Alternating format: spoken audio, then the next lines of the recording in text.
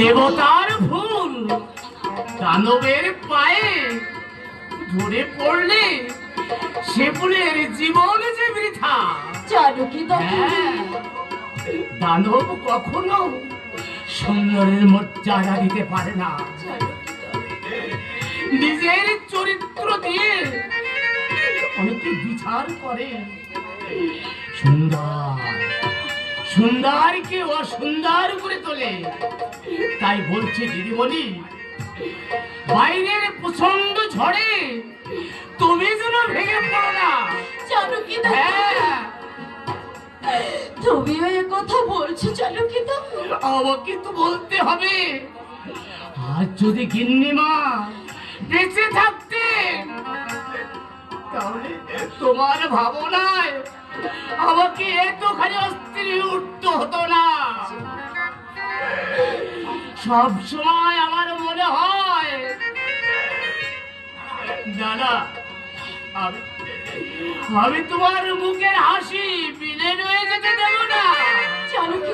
হ্যাঁ দিদি বলি, এক রতি মাহারা মেয়েকে আমি যে কোলে পিঠে করে মানুষ করেছি,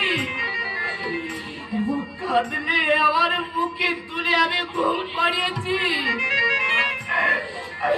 আজ তোমাকে স্বপ্ন ভঙ্গের বেদনায় চোখের জলে বুক ভেসে যাচ্ছে।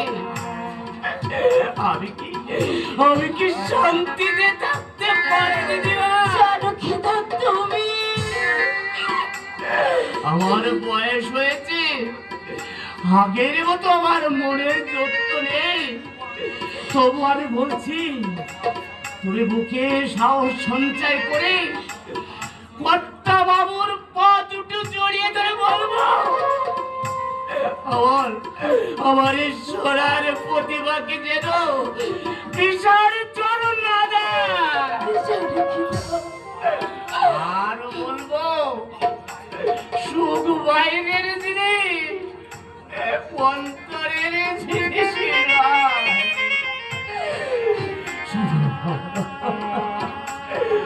অন্তরে বলে যেতে হয়। তুমি আমাকে খুবই ভালোবাসো, তাই না জানকিদা? আমার বয়ে গেছে তোমায় ভালোবাসতে।